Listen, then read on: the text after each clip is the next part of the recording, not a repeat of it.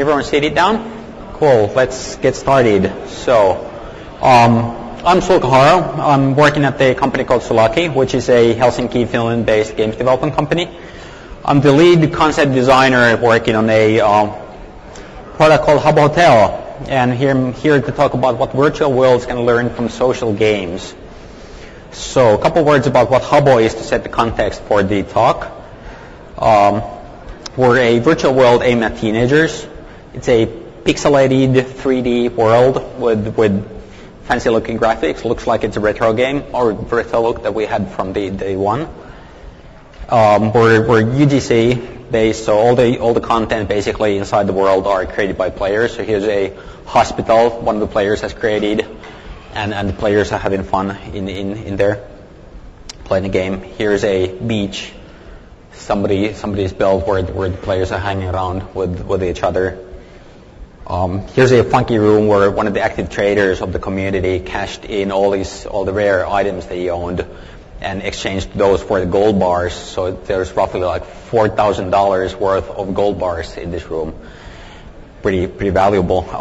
And last screenshot I want to share, this sort of blew my mind. On the Brazilian hotel that we're running, they actually have this book club where people are supposed to read books and then create rooms that somehow are related to the book itself.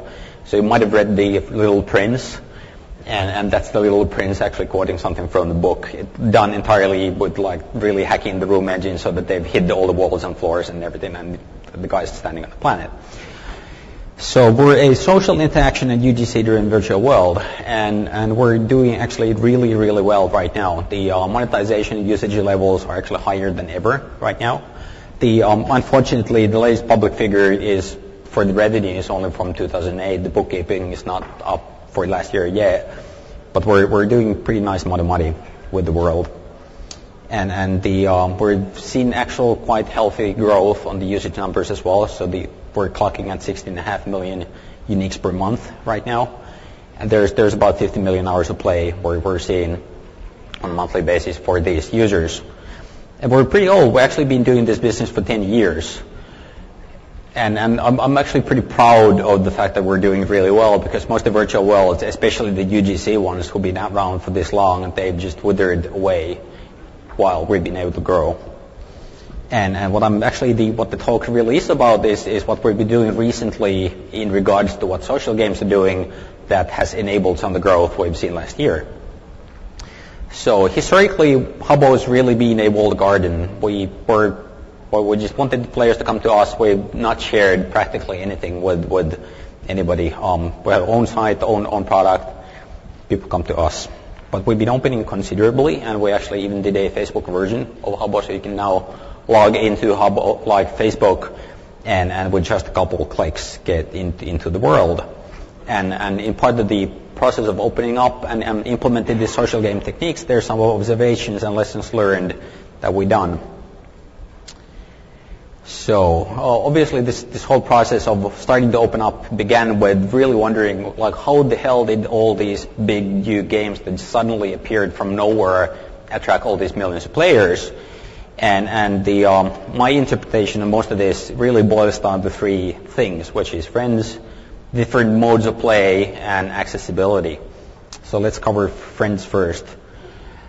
Playing with friends is great. We probably all know that. When you enter a game, can play with a friend, it's much better than playing alone. And virtual worlds historically have made finding friends extremely difficult. I've recently invited a friend of mine to play World of Warcraft, and sent these instructions to a friend of mine on how to find myself in the world, and it turned out to be just too difficult for him. And Habbo was being pretty much as difficult. So if you look at current existing virtual worlds, it's just too difficult to find people. And what social games have really done, they've made finding friends really, really easy. And this mostly boils down to the so-called viral features of the games, and historically people have been looking at the viral functionality as something that it's just a way to grow your business and get more money out of the game. But in my opinion, actually the true good reason that you should be looking into virality is that that's going to be a way for you to enable people to play together. It's going to make your game more fun. And if you make the game more fun, because people and friends actually get to play together, the money will follow. And the argument here that I've seen a number of people make is that because the virality, the games really aren't social, because it's not like you're playing together actively in real time. But to me, that's actually just a misunderstanding of the modes of play that people have. And I've been actually looking at my daughter play games for the past couple of years, and that's led to actually studying how do people play, how do they learn how to play. And there's some pretty powerful stuff out there that I would not have found otherwise. Did read Raph's book though before got the daughter though. So there's modes of play that had actually been studied a long time ago. So if we go back to the 1920s, there's a psychologist called Mildred Parton who actually classified how people learn to play, where there's 6 different modes. First is like totally passive, and I didn't include it here, it's not that interesting. But the first 5 real modes of play that we learn is the solo play first, where you just like sit down somewhere and start to play with toys, and there's no active social interaction at all. There's onlooker play, which is observing others play and learning the game by observation, and there's no social interaction in this one at all. There's parallel play, which is the first way that we learn how to play socially, where you probably know like 2 kids sitting next to each other, just playing with the same toys, but not actually really interacting with each other. There's associative play, which is the first really social way of playing, but that's open forum. So that's like the kids picking up sticks and pretending they're guns and running around the yard, like pretending they're shooting each other. There's no rules as to how to do this. And lastly, the cooperative play, which is the organized multiplayer activity where you actually define roles and goals. And this model actually can be structured into or split into different structures, where there's first the rules, where the first 4 modes assume that it's open forum play, there's no rules at all, and this is the kid play. And then there's the cooperative play, which basically assumes that you agree on the rules and stick to them. And that's the adult way of playing. And for some reason, once we learned this, like the cooperative play mode, that assumption of how rules work starts to leak into the other modes of play. So we assume that the rules are there, even though the social mode of how we play might be one of the first 4 ones. So when we go to the social models, the real niche that I think social games have actually found is that they've enabled people to play in parallel, which is one of the first social ways that we learn how to play. And it's the least intensive, least demanding way of making your game social. So this is like, you get a lot of people to play together, and they're not really, you don't have the intensive, hard to do social interaction that's bound to happen if you have real-time social interaction, but you just make people play together, and you get the benefits of being social. So the powerful thing here is parallel play. Basically, it validates that the game you're playing, it's the right thing because your friends are playing it as well. So looking at some of the elements that social games actually like, how the mechanics is visible, like obviously in Farmville, like when you log in and play, it immediately reminds you that your friends are playing this game as well. And it's important that you actually see this element, because if this didn't exist, you wouldn't remember that that's your friends are playing.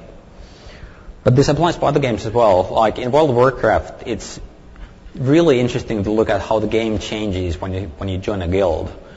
So typically, like when you join up in WoW the first time, you're really playing a solo game. It's a massively single-player game where you're just running around and there's nothing really going on in the game except for yourself trying to accomplish things in the game.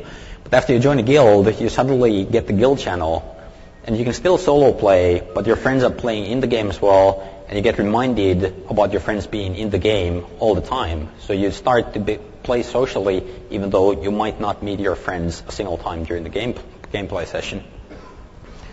And like what the newer games in Facebook actually like getting even one step further, like the City of Eternals from Ojai, that does both the real-time as well as the asynchronous mode of associative play support, where you get messages of what's happening in real time around the world next to you, as well as the asynchronous parallel play elements. While what's happening in Habbo is unfortunately you won't hear the music here, this is typical seen from the kinds of things that you might see in Habbo, where we have very subtle different modes of play going on in the world at the same time, where most of these people are actually playing in parallel. And you sit down in this movie theater, you're not actively doing anything, but you just get the fantastic social feeling of stuff happening around you, and you get really immersed into the world. While the guy who actually did create the movie theater is probably using a whole different mode of play, where the people coming into his movie theater are actually sort of playing his game that he created. Okay, so jumping into a bit another subject. Looking at these examples, the virtual worlds, they've historically been really obsessed with real time. And the problem with real time is that real time content, it's synchronous, and that makes it temporal. So once whatever happened in the game is done with, it disappears. It's not there anymore. And the world really does look like it's dead unless you were there at the right time. And synchronous worlds, they can actually provide asynchronous content, and this is something that most companies are really overlooking completely. So what my WoW Guild actually did a couple of years ago, one of the guys hacked together this email that we get sent every week about what the other players in the guild had done. And what this actually resulted in is the amount of play in the guild increased dramatically, because the world started to exist even though we weren't there. So there was something that reminded us that it's actually going around, and other people from this bunch of friends were actually playing. So in Habbo, we actually started to push content into Facebook and reminding people that the world actually does exist even though you're not logged in, and it's working great. So in anyone operating a virtual world, you should be reminding people that you exist, and you can actually make your world seem a lot more alive and real by publishing content and publishing news. So if you think of, and this actually goes for the real world as well, so if you imagine the world didn't have a news publishing industry at all, how would you know the world exists if nobody reminded you that there's stuff going on in the world at all times? So you need to apply the same thing to the virtual world as well. So let's jump to accessibility. So you saw one of these feeds being published by the world that you're accessing every now and then. How easy is it actually to get in? And that question actually, it could be phrased like, what's the distribution model for the world? Because if we look at the conversion funnels from potential audience of any given world or game, right down to the amount of people who actually do play, historically, many of the games have actually had really bad distribution models where you've assumed that there might be a physical media that people need to get in order to install a game and get into the world. There's been buy before you try models. And most of the games have actually been designed for hardcore, and the industry obviously has been very aware of this problem, and there's been a lot of fixes going on for it by for example, providing download and install processes instead of requiring physical media and limited time trials. But if you do a 10-day trial and then it takes a couple of days for somebody to install the game and probably have massive trouble doing the installation in the first place, that really doesn't solve the problem at all. Versus with the social games, what they've done, they really have solved the distribution problem for their games. So they've really gone where the users are. They don't require the users to find them. They actually find the users. There's no installation. There's instant access, no registration. It's all free to play, and it's been designed for everyone. So what is it that we've done in regards to this that's been successful? We've always been free to play. We've been designing for everyone pretty much from day one, but we certainly haven't been where the users are, and the installation process has actually been pretty difficult, even though we've been operating inside the browser from day one. So what we did is we ported it from Shockwave to Flash. And Shockwave used to be there's maybe 60% pre-installed basis, which is pretty huge. So most people didn't need to install anything. But those who did, the installation process was slow and buggy and just horrible. And the kind of teenagers who would be able to fix their computers in case there was trouble, those people don't exist anymore. The teenagers of of today online, they're really savvy at being online, and they know how to use all the services that you could possibly imagine. But if something goes wrong with the computer, they can't fix it anymore. So you just can't assume that people will fix their computers if there's trouble. The installation needs to be super smooth or preferably non-existent, which is the case with Flash 9, where roughly like 98% of people actually have it pre-installed. So, and the added bonus that we got when porting over to Flash was that the amount of speed in the whole service increased dramatically. So download went faster, like accessing rooms got faster. The whole experience of playing got super fast. And you might have heard Google actually talk a huge amount about how important it is for services to be fast. And at least to me, like some of the Google talk has sounded like it's not really that important that you get something like shave this 1/10 of seconds away from individual operations. But we've actually seen that just making individual things faster does actually drive retention and conversion, and it does that in a very significant way. So the whole result of the exercise of doing the Flash port alone resulted in a 5% improvement in converting users, but also 7% improvement in month-to-month retention of users. And the 7% actually really does add up on the long run. So if you can make it faster, build faster, like or the way the world works, it's going to pay off. Regarding no sign up, we've integrated Facebook Connect, the Google and Twitter accounts. Like we used to require people to create accounts into a world, and then we realized that having a row in a database doesn't actually make us any wealthier. Like it like just having the sign up being complicated, like it doesn't really add any value. So the most important thing is that the users actually do use the service. So effectively with Facebook, there's now like this one-click registration. You just click on the Facebook Connect button and you're inside the world, and that's pretty awesome. And the added bonus here is obviously like with Facebook Connect, you can just do this automated friend finding. You go into the world with one click or a couple clicks, and your friends are there. It's actually great. Like instead of having to have these complicated rules that you send to your friends about how to find yourself in the world, they just find you. And one advantage that's surprisingly huge that people might not realize at first is that we're not losing users due to forgotten usernames and passwords anymore. And that's been a huge hassle for us in the past. Because when you sign up in your world, you might want to test the service and you don't yet know if you're going to commit to using it. It's not like you're going to be using a password that you would remember or like using a username that's going to be that important, especially given the namespace might be taken already. So using Facebook Connect actually, like in addition to make it easier to access the world, you're not going to be losing to people because they will make sure that they will remember their Facebook accounts. And this one last thing that I want to touch, Placeness. Raph did an awesome blog post a little while ago where he argued that there's no inherent value in a product being a world anymore. That being a place with free or having a place representation, it's become a feature. It's not being a world is not really that huge of an advantage.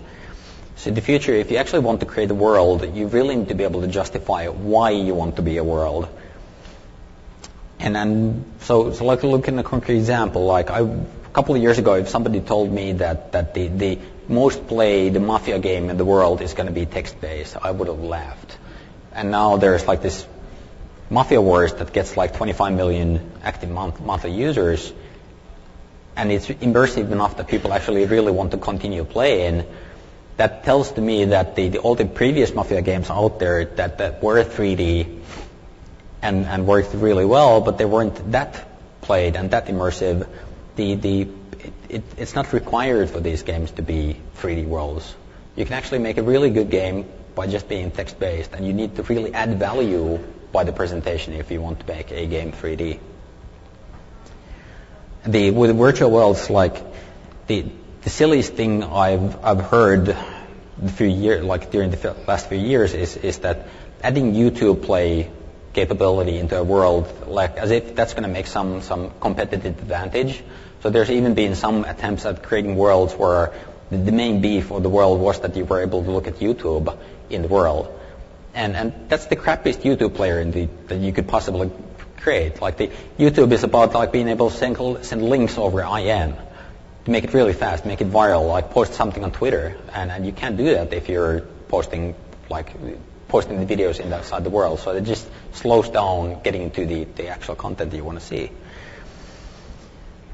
So again, going back into Facebook, looking at Farmville, what they've done is they've taken some capabilities of being a place where they're justifying the game mechanics with their representation of the placeness, where the how slow your actions on the farm are being justified by the little guy walking around.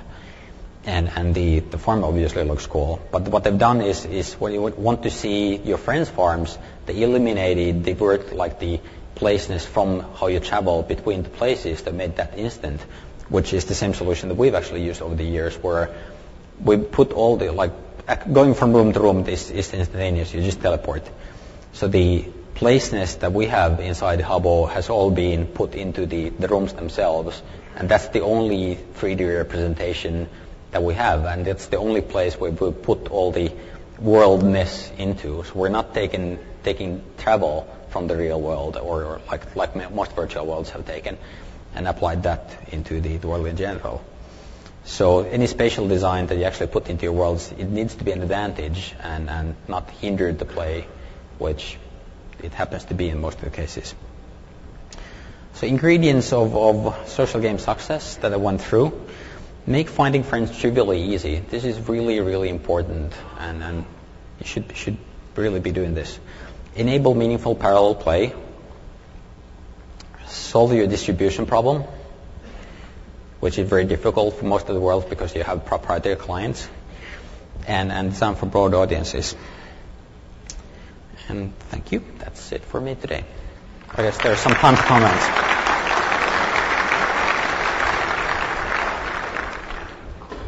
I guess there should be time for questions, like 5 minutes, if there's any.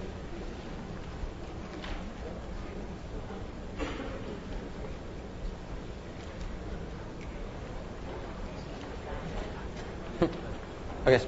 Okay.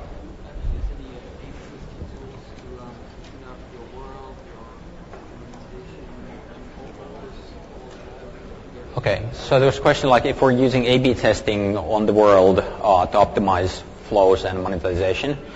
Yeah, definitely. With A/B testing, the problem we're hitting is that when you have real-time interaction in a world, A/B testing things that people see simultaneously is actually pretty difficult. So we are testing things as much as possible, but in many of the cases, the kinds of things that we would like to test are actually extremely difficult to test, because once you put a test into a space and people start to talk about the space, like the test, they pretty much immediately notice that there's something funky going on when they're starting to see different things. So if someone has a really good solution as to how to A/B test real-time stuff, I'd be really glad to know.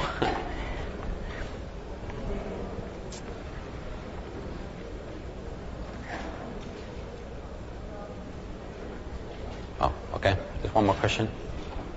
With Habbo, you have certain game mechanics in the actual game, correct? Like in the rooms? Is that correct? Extremely little. There are some gameplay elements, and we have a meta game that you sort of play where you earn achievements as you play the game, but there's practically no gameplay that we've defined. The players themselves have actually created like hundreds of different games using the tools that we've created, but there's no enforcement of any kinds of rules in the world itself. So in the situation where you have achievements with your virtual world of Habbo before and the one with Facebook, do you have the same achievement models? Did you do like basically like a conversion of an account, like where they keep everything, or do you have separate worlds? It's the same world, basically, like exactly the same achievement model in both. And whenever you achieve anything, we just like push the Facebook notifications as a result. Okay. I guess I'm getting signaled that I should, yeah. Okay, so thank you, everyone, and I guess that's it.